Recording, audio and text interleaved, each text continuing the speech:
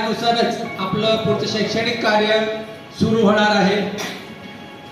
सगळ्यात प्रथम आजच्या या प्रशिक्षणाकरता सन्माननीय व्यासपीठावर उपस्थित या प्रशिक्षणाचे सर्व तज्ञ मार्गदर्शक यांचं मी शब्दसुमनाने सगळ्यात प्रथम मनपूर्वक स्वागत करतो। आणि आपण सारे या प्रशिक्षणाकरता या ठिकाणी उपस्थित असलेले प्रशिक्षणार्थी शिक्षक बंधू भगिनी आपलंही मी मनपूर्वक या ठिकाणी हार्दिक स्वागत त्यांनी समजून घ्यावं अशी एक माफक अपेक्षा या ठिकाणी व्यक्त करतो। TOT 2.0 कुरुळ/01 पायाभूत स्तर आहे, त्याचं मेन्शन केलं आहे की बहुस्तर खेळ कृती आधारित शिक्षण या पायाभूत स्तरावर आहे। पायाभूत स्तर किती वर्षाचा आहे? ॲज लर्निंग हा दृष्टिकोन वापरला जाईल।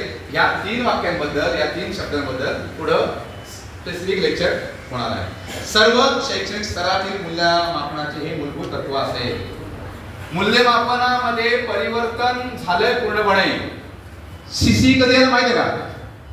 कॉम्प्रिहेन्सिव्ह इव्हॅल्युएशन तारीख, इम्प्लिमेंटेशनची तारीख येस सर 1 एप्रिल 2010 आणि की होतच नव्हतं। ग्राउंडवर जो विकास व्हायला पाहिजे, शारीरिक असेल बौद्धिक असेल, तो होत नव्हता। माझ्याकडे बघून सोडून द्या, परंतु तिथे ग्राउंडवर जो शारीरिक विकास होणं गरजेचं आहे की आपल्याला काय आलेलं आहे आता की जसं योगा आलेलं आहे, पण आपण किती घेतो योगा शाळेत?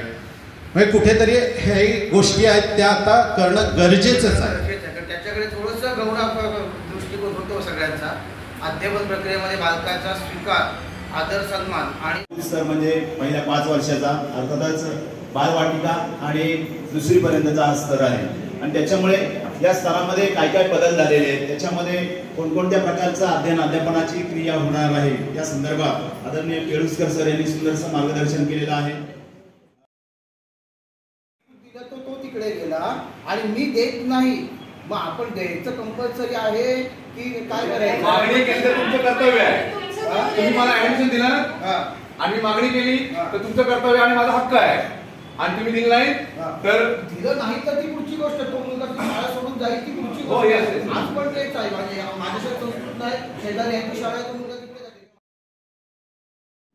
रॉकेट त्याच्यात ठेवला, माचीस पेटवला।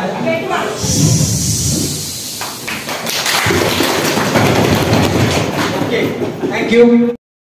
जो अध्यापन करणारा शिक्षक आहे तो विद्यार्थ्यांना बोलत बसून त्यांच्याकडून अध्ययन प्रक्रिया करून घेत आहे। त्याच्यानंतर दुसरं आहे की वर्गातील वाचन आणि लेखन समृद्ध वातावरण। नाळ जुळलेला शिक्षक, धडपड्या शिक्षक। मी चरीला सायन्स एक्झिबिशन मध्ये असल्यापासून सरांना ओळखतोय।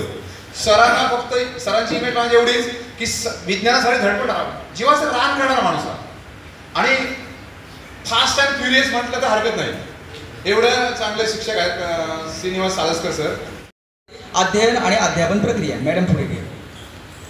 आता याच्यामध्ये मुद्दे काय काय बघायचे बघा। पहिला मुद्दा आहे अध्ययन अध्यापन प्रक्रिया यशस्वी होण्याचे महत्त्वपूर्ण घटक स्पष्ट करायचे। मग अध्ययन अध्यापनासाठी काय लागणार आहे? सगळ्यात महत्त्वाचं म्हणजे लक्ष्य, ध्येय, क्षमता आणि अध्ययन निष्पत्ती। हे 4ही मुद्दे तुम्हाला या पिरियडमध्ये मी आता सांगणार आहे।